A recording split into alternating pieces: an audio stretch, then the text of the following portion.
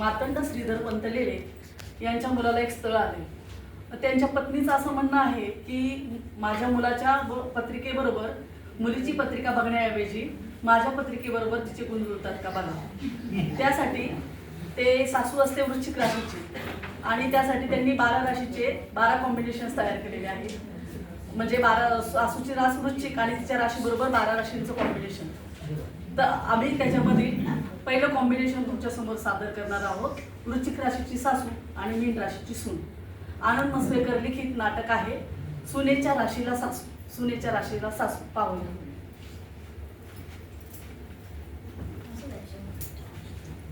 आईचा फोन.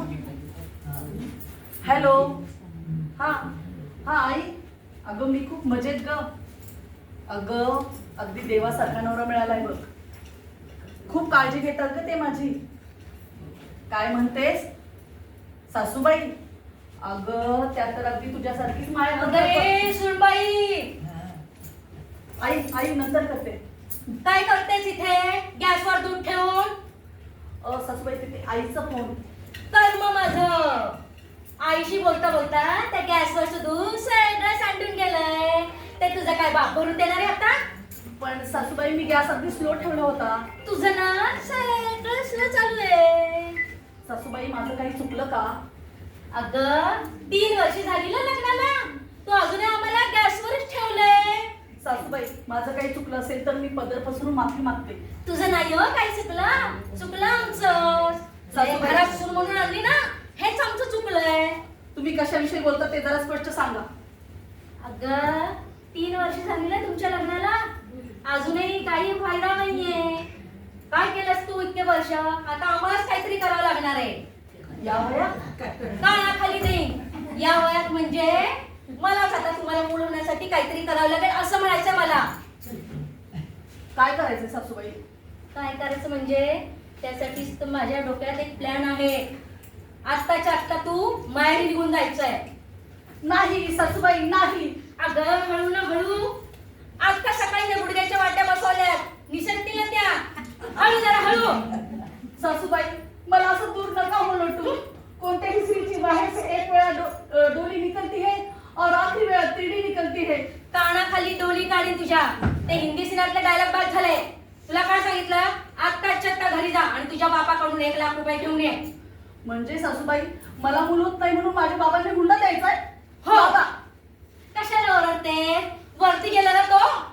बाबा का जन्म दिलात मला का? कशाला ओरडते? तुला काय सांगितलेलं आहे? आत्ताच्या आत्ता माहेरी जा आणि तुझ्या बापाकडे 1 लाख रुपये घेऊन ये. पण सासूबाई मला एक शंका आहे. कसली शंका? म्हणजे माझ्या बाबांनी हुंडा दिल्यावर मला मूल कसं होणार?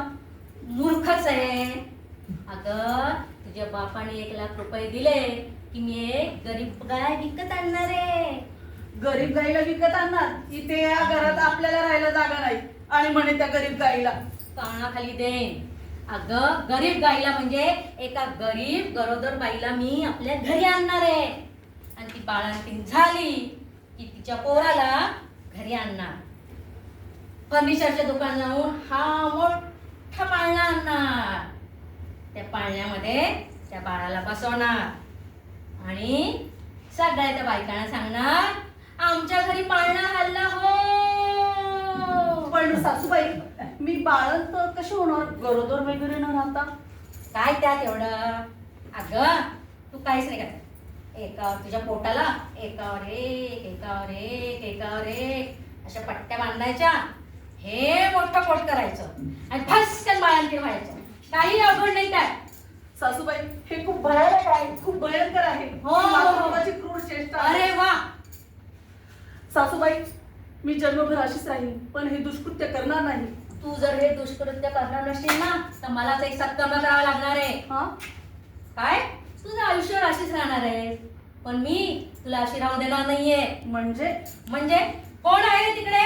1 लाखाची वाटली घेऊन ये. तिच्या अंगावर हिला जाऊन टाकते. धन्यवाद. धन्यवाद.